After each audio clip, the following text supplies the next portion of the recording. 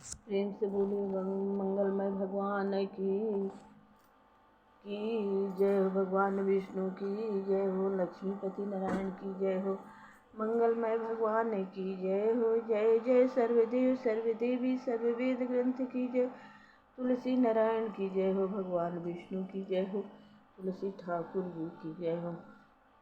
गोकुला मथुरा वृंदावन धाम की जय, वृंदावन बिहारी लाल की जय, मंगलमय भगवान की जय, भक्ति माता ज्ञान वैराग्य भगवान की जय, सुख संकादि की जय, 88,000 ऋषिगण की जय, भागवत ग्रंथ की जय हो, मंगलमयी देवी की जय हो। सदा भवानी दाहिने सन्मुख खड़े गणेश, 5 देव मिली रक्षा करे ब्रह्मा विष्णु महेश। जय जय मंगलमय की भगवान की जय हो। दिनचर्या जदुनाथ की वर्णन करु सिहाय, जिन माया जानी नहीं शेष शारदा माय। प्रेम से बोलिए कृष्ण मार मुरारी द्वारिकाधीश प्रभु की जय हो। श्री सुखदेव जी बोले, हे परीक्षित, रात व्यतीत होने पर जब कुकुट बोलता है तब ब्रह्म मुहूर्ति होता है। भगवान कृष्णचंद्र नित्य प्रातः काल ब्रह्म मुहूर्ति में ही उठते थे। वह ब्रह्म मुहूर्त उनकी पत्नियों को, जो सदा उनके कंठ में हाथ डाले सोती रहती थी, बड़ा असहाय प्रतीत होता था।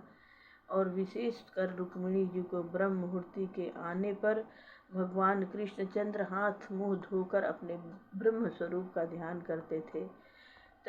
तत्पश्चात शौच स्नान आदि नित्य कर्म से निवृत्त होकर शुद्ध धोती दुपट्टा पहन संध्या वंदन आदि करते थे। तत्पश्चात हवन करते और मौन होकर अपने स्वरूप माता गायत्री का जप करते। इतना सब कर्म सूर्योदय से पहले ही वे कर लेते थे। सूर्योदय होने पर तथा तर्पण आदि करते थे। तत्पश्चात कुल के वृद्धजनों तथा ब्राह्मणों की पूजा करते थे। तत्पश्चात नई ब्याई हुए बछड़ों वाली सीधी गौओं का दान करते थे। उन गौओं को सोने के सिंह, चांदी के खूर, वस्त्र, मोतियों की माला आदि से पहले सुसज्जित कर दिया जाता था। इस भांति नित्य प्रति 13,084 गायें दान करते थे। तत्पश्चात गौ, ब्राह्मण, देवता कुल के वृद्धजन आदि को प्रणाम करके मांगलिक वस्तुओं को छूते। तत्पश्चात अपने वस्त्र आभूषणों को धारण करते। इसके पश्चात घी तथा दर्पण में अपना मुख कमल देखते। फिर गाय, बैल, ब्राह्मण तथा देव प्रतिमाओं के दर्शन करते। तत्पश्चात चारों वर्णों के लोगों की इच्छाएं पूर्ण करते। तत्पश्चात तांबूल, चंदन,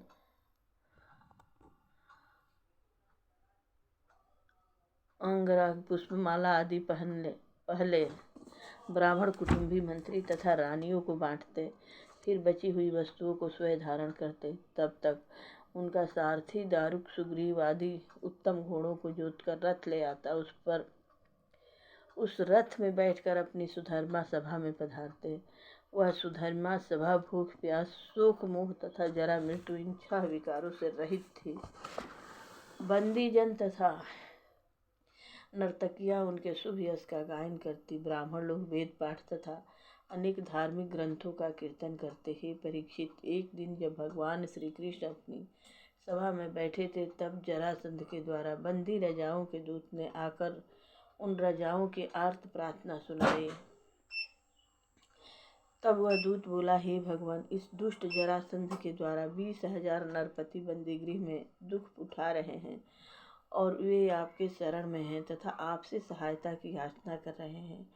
हे परीक्षित, जब वह दूत इस प्रकार प्रार्थना कर ही रहा था कि उसी समय देवर्षि नारद समस्त लोकों का भ्रमण करके वहां आए। नारद जी को देखते ही ईश्वरों के भी ईश्वर भगवान कृष्ण ने उनकी विधिवत पूजा की और कुशल मंगल पूछने के पश्चात बोले, हे देवर्षि, आप तीनों लोकों में विचरण करते रहते हैं। आपसे हम लोगों को यह बड़ा लाभ है कि घर बैठे ही सब स्थानों के समाचार मिल जाते हैं। अतः अब आप हमें यह बताइए कि पांडवों के क्या समाचार है। देवर्षि नारद बोले, हे भगवान, आप सर्वज्ञ होते हुए भी अनजान की भांति मुझसे पूछ रहे हो, यह सब मेरे ऊपर अनुग्रह करने के लिए ही है। हे भगवान, इसमें कोई संदेह नहीं कि इस पृथ्वी पर जो भोग धर्म राजा युधिष्ठिर को प्राप्त है वह अन्य किसी को नहीं। वे निष्काम होते हुए भी इस समय आपकी आराधना करने के लिए राजसूय यज्ञ का अनुष्ठान करने वाले हैं। उस यज्ञ में बड़े बड़े देवता तथा सभी श्रेष्ठ नरपति एकत्रित होंगे। हे आनंद कंद, आप भी पधार कर उनके यज्ञ की शोभा बढ़ाइए। श्री सुखदेव जी बोले, हे परीक्षित, इस समय सभी उपस्थित सभासदों के सन्मुख दो समस्याएं थी। एक यह कि पहले जरासंध पर चढ़ाई करके उसे जीता जाए अथवा पहले युधिष्ठिर के राजसूय यज्ञ में जाया जाए, तब संपूर्ण जगत के शासक तथा ब्रह्मशेष आदि का शासन करने वाले भगवान कृष्ण ने मुस्कुराते हुए उद्धव जी से कहा, हे प्रिय उद्धव, तुम ही बताओ कि हमें कौन सा कार्य पहले करना चाहिए। तुम हमारी प्रिय सखा और मंत्री हो, जो तुम्हारी सलाह होगी वही कार्य करेंगे। जब उद्धव जी ने देखा कि भूत भविष्य वर्तमान तीनों कालों के ज्ञाता भगवान श्री कृष्ण उनसे सलाह पूछ रहे हैं, तो वे हाथ जोड़कर बोले,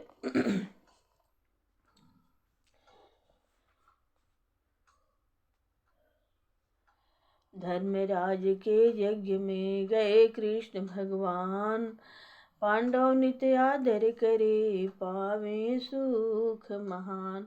श्री सुखदेव जी बोले, हे परीक्षित, उद्धव जी ने बहुत सोच विचार के बाद कहा, हे भगवान, देवर्षि नारद जी ने जो धर्मराज युधिष्ठिर के राजसूय यज्ञ में सहायता करने की बात कही है वही अति उत्तम है, किंतु शरणागत की रक्षा करना भी अपना कर्तव्य है। जब तक जरासंध को परास्त किया जाएगा तब तक धर्मराज युधिष्ठिर का सूर्य यज्ञ सफल न होगा, क्योंकि वह 10,000 हाथियों के बल वाला होने के कारण बड़ा प्रबल शत्रु है। उसको जीतने पर 20,000 नरपति भी अपना लोहा मानने लगेंगे। इसलिए पृथ्वी का बहुत बड़ा भाग धर्मराज युधिष्ठिर की सेवा में झुक जाएगा। कोई योद्धा उस जरासंध की फौज को परास्त नहीं कर सकता है। यदि जरासंध परास्त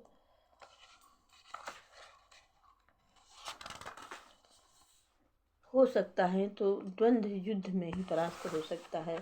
उसके समान बल वाले हैं भीमसेन। भीमसेन जरासंध को द्वंद्व युद्ध में जीत सकते हैं। वह जरासंध बड़ा ब्राह्मण भक्त है।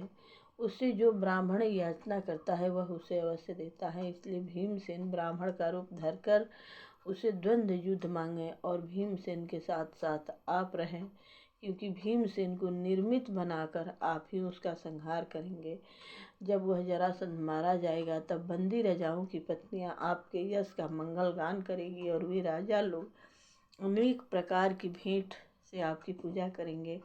श्री सुखदेव जी बोले, हे परीक्षित, उद्धव जी की इस उत्तम सलाह का सबने समर्थन किया और भगवान श्री कृष्णचंद्र ने स्वयं उन्हें सम्मान दिया। तब उस दूत को आश्वासन दे विदा किया और उन्होंने राजा उग्रसेन, वसुदेव आदि से आज्ञा लेकर अपनी रानियों के सहित इंद्रप्रस्थ चलने की तैयारी की। बड़ी धूमधाम के साथ रथ पालकियों में उनकी 8 पटरानियां अपने पुत्रों सहित चली। उनके आगे आगे भगवान श्री कृष्ण चले और उनके पीछे पीछे चतुरंगनी सेना उनकी रक्षा करती हुई चली। इस भांति अनेक देशों को पार करती हुई उनकी सवारी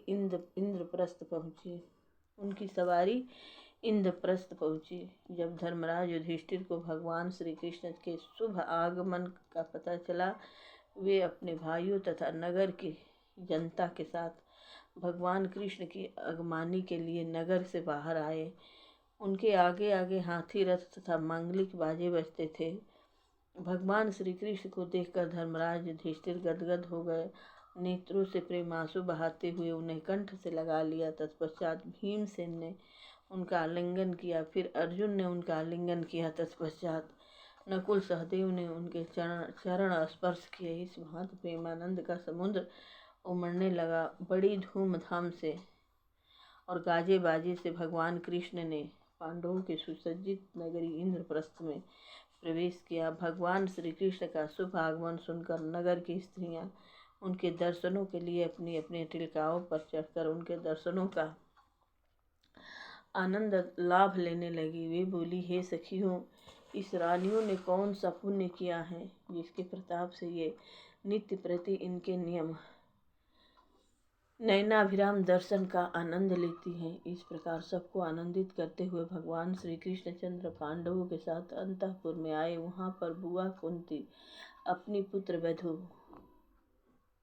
द्रौपदी के साथ भगवान कृष्ण ने निकट आई और उनको अपने हृदय से लगा लिया। द्रौपदी ने भगवान कृष्णचंद्र जी की सभी पत्नियों का अभिवादन किया। सबके लिए यथा योग्य स्थान, सुख की समस्त सामग्रियाँ तथा वस्त्र आभूषण प्रदान किए। धर्मराज युधिष्ठिर ने भगवान श्री कृष्ण जी की सेना, सेवक, मंत्रियों तथा पत्नियों को ऐसे उत्तम स्थानों पर ठहराया जहाँ उनके लिए समस्त सुख की सामग्रियाँ उपस्थित थी। प्रेम से बोली मंगलमय भगवान की जय हो।